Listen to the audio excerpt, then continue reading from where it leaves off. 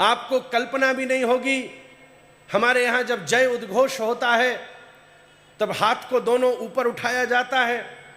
किसी ने पूछा ये क्या है, क्या आवश्यकता पड़ गई, ये तो बड़ी रूढ़िवादी पद्धति है। कोई भी कह दो वृंदावन चले जाओ जय जय श्री राधे, अयोध्या चले जाओ जय श्री राम, काशी चले जाओ हर हर महादेव, अपने आप दोनों हाथ ऊपर उठ जाएंगे। साधारण रूप से तो एक मुद्रा है, एक एक्शन है, पर आपको जान करके आश्चर्य होगा जब इस क्रिया के पीछे अनुसंधान किया गया तो इसमें बहुत बड़ा वैज्ञानिक प्रयोग छिपा हुआ है।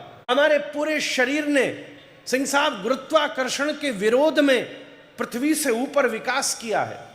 एक बच्चा जब पैदा होता है तब उसकी एवरेज हाइट 1 फुट के भी कम में रहती है, पर धीरे धीरे गुरुत्वाकर्षण के विरोध में जाके उसकी मांसपेशियां और उसका रक्तचाप और उसकी अस्थियां विरोध में जाकर विकास करती हैं और एक सामान्य एवरेज हाइट को अचीव करती हैं जो 6 से 7 फुट के बीच में है, 5.5 से 7 फुट के बीच में है। हालांकि 5.5 से लेकर के 6.5 के बीच में ही सब मिलेंगे, 7वां कोई मिल जाए तो एंटीक पीस लगेगा महाराज, और उससे ऊपर ही कोई मिल जाए जब तो ऐसा लगेगा कि आए ही लगता है दूसरे ग्रह का है, उसकी विशालता ही दिव्य हो जाएगी। परंतु जो हमारा शरीर गुरुत्वाकर्षण के विरोध में स्थायी रह सका, शरीर की प्रत्येक ऊर्जा ऊर्ध्वगमनशील है।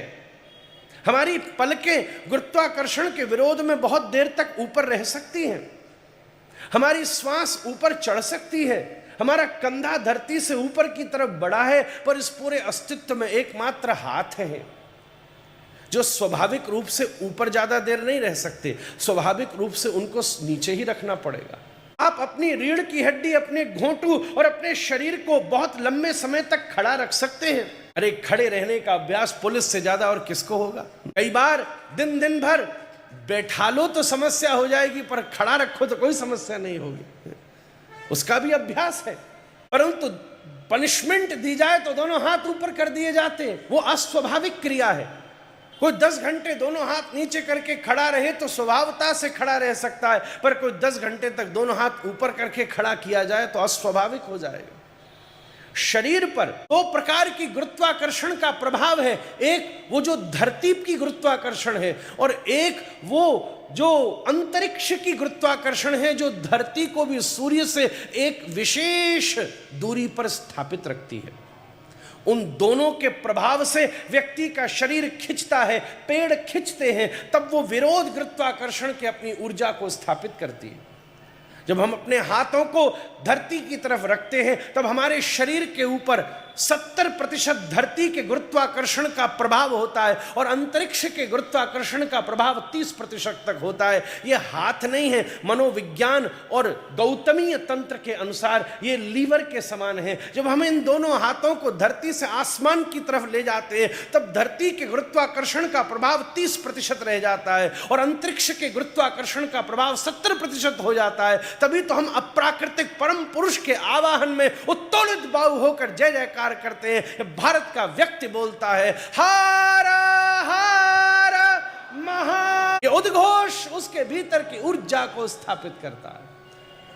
ये विचार भारत की उन्नतता को स्थापित करता है। ये विचार जो सर्वे भवन्तु सुखिनः की बात करता है, ये विचार जो यत्र नार्यस्तु पूज्यन्ते रमन्ते तत्र देवता का विचार करता है, ये विचार जो अतिथि देवो भव को सम्मान देता है, ये विचार जो सत्यमेव जयते की उद्घोषणा करता है। और मैं बड़े आनंद से कहूंगा ये विचार जो कहता है परित्राणाय साधूनां विनाशाय च दुष्कृतां धर्म संस्थापनार्थाय संभवाम युगे युगे। इसलिए आज व्यासपीठ अपने अनुसार भारत शब्द की व्याख्या कर रही है, संविधान अपने रूप से करता है, अपने अपने भाव को। इस देश में स्पीच की स्वतंत्रता है पर उसका दुरुपयोग भी नहीं करना चाहिए। इसलिए व्यासपीठ ये तीनों अनुसंधान को प्रकट कर रही है, विचार, चरित्र और कर्तव्य। इन तीनों विषयों का आधार है इस भारत में प्रकाशित होने वाले ये तीनों ग्रंथ जो विश्वव्याप्त होकर के इसका संदेश देते हैं।